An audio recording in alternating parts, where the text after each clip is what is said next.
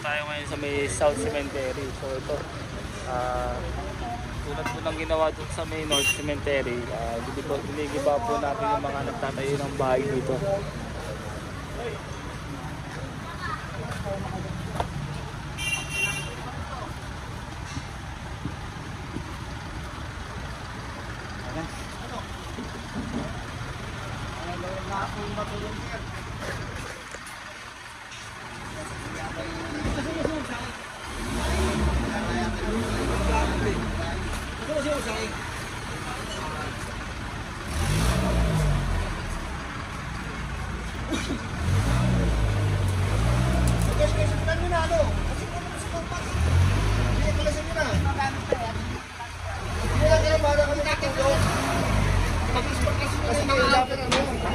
Tanggalin nyo yung mga wall dito para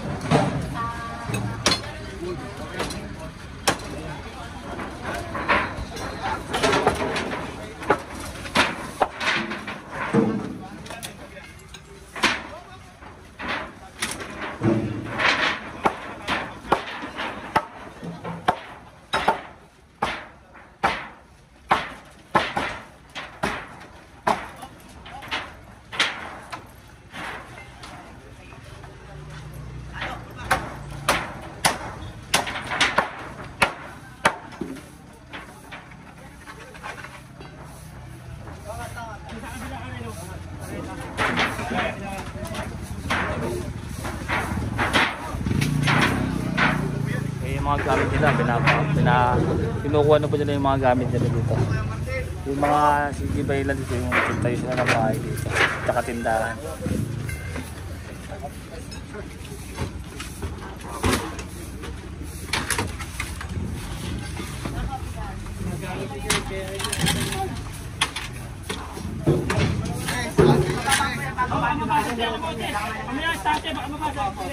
Pinakamadali yan, tanggalin nyo muna yan. Tulungan yung tanggalin. Kaya mo na para pagtanggal na gamit. Ay, dito lang muna sir. Para tuloy-tuloy. Kuya, ano ba naman ito? Para matanggal yung gamit. Oo, kaya nga, itabi natin dito sa loob. Yan, para mabilis ano kasi pagka may gamit, matatanggalan eh.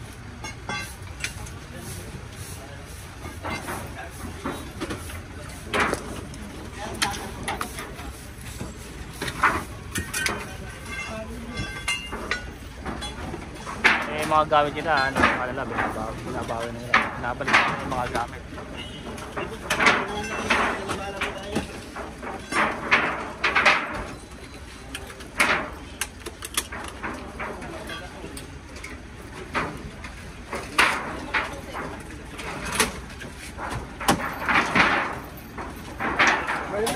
Guys.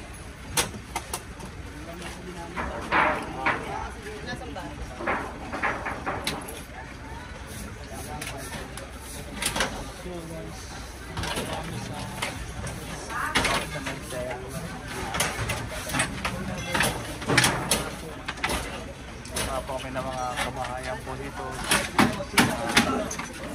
Hindi naman po pala sila pwede dito magtinda at magtayo ng bahay. Kaya ito, hindi na po natin mga kabahayan dito.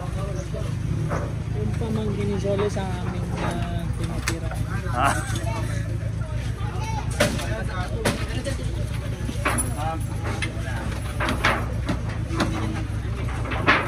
Oh, para tama-tama ah.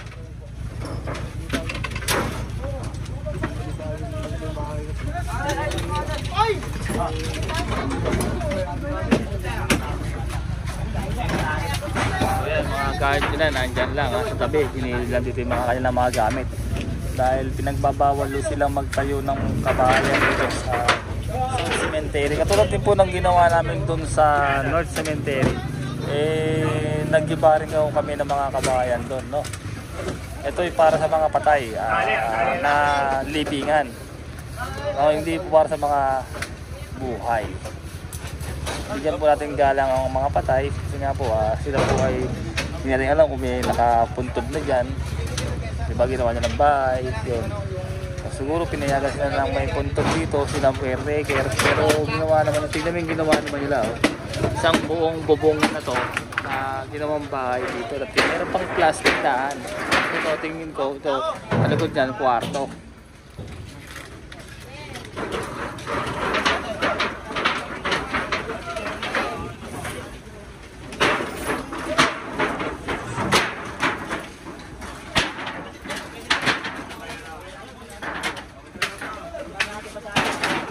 Gamit po nila lamesa na binabalik po sa kanila.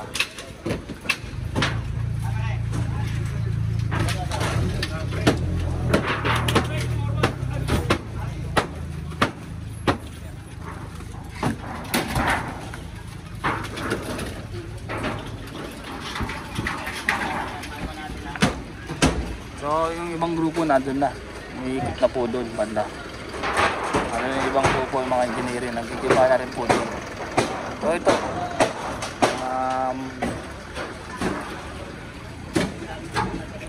yan.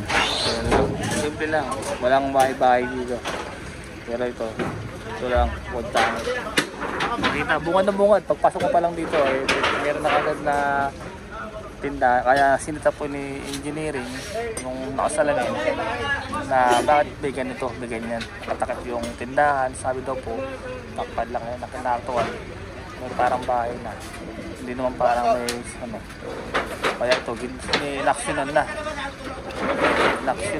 gabayin. Kaya nagpupusan na sila mag-iba, tumutulong sa pag-iba.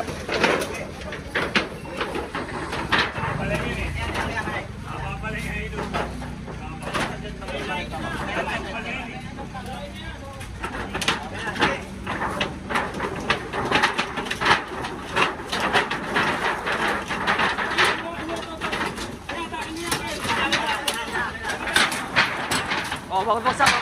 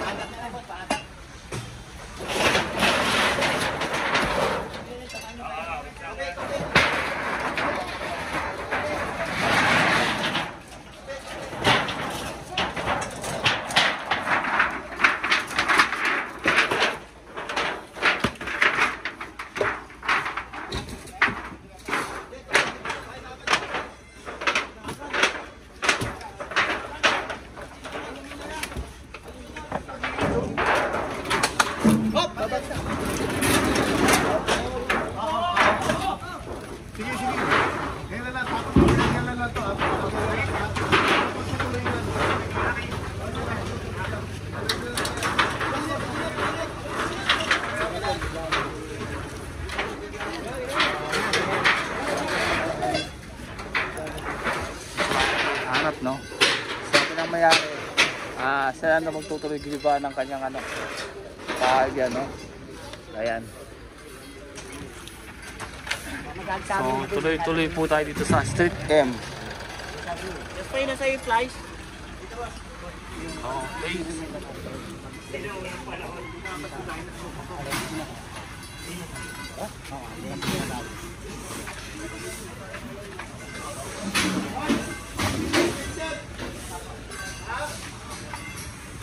Boss. Ayan, tuloy-tuloy po tayo. Ito yung mga ating mga kaibigan, engineering at hawkers. Iba dito, mga basura, hinahanap rin dito. Para pag-aray ng undas, malinis. Walang masyadong kalat. Nakakot na pen dito. Nanggal na nila sir yung mga tent dito. Bawal po kasi. Ayan, na-actually ano po ng ating mga hawkers to. Mga nandirito. Bawal po kasi yun, no? Bako.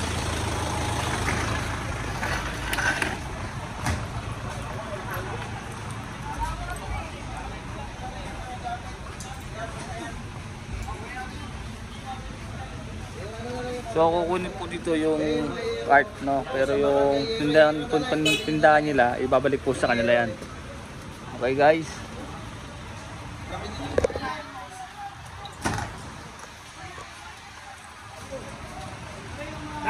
Sarap natin!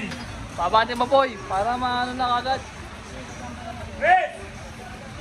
So ito, nagtayo po kasi ito ng tindahan dito sa loob. Kaya ito, alisin po ng ating gobyerno. Ginipa na rin po nila, no? Kaso tinatok po dito sa buntod niya, no? Ganyan.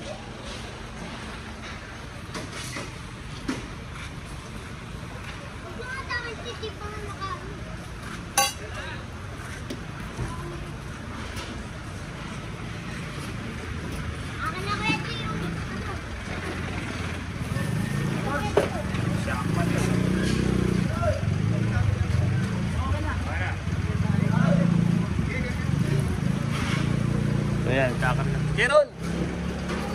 Tanggalin niya yan boss yung ilang ko. Hindi ko sa akin yan boss. Kuya ano, sa'yo natin.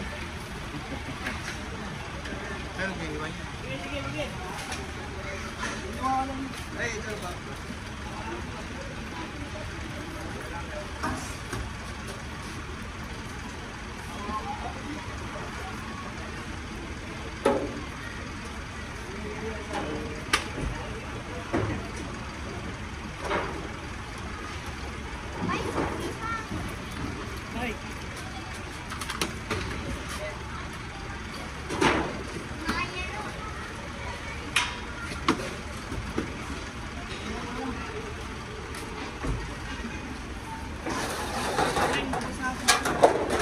Dandan, lalo ka. Hindi kasi yan. Nasaan na po, kasama na parang gumawa. Lahat na. Maganon, di. Gawin.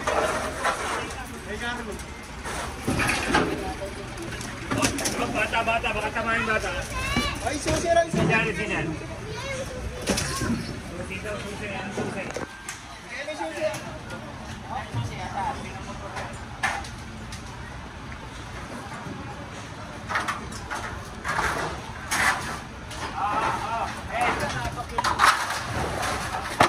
Bante mo na po. Bante.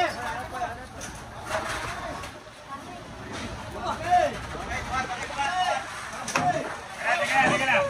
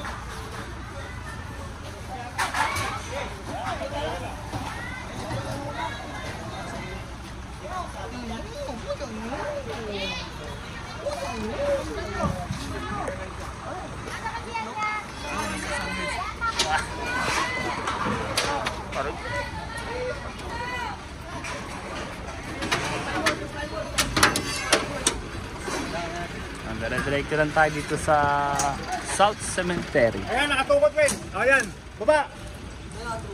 So meron din pala dito mga shockman ng ng District 5. Nandyan din po ang DPS natin, mamapping sa loob po ng South Cemetery. So yan, no? So dire-diretso lang tayo dito sa South Cemetery. Pabayaran pa natin kung ano pa yung makukuha natin dito sa clearing dito, paglilinis dito sa lugar na to.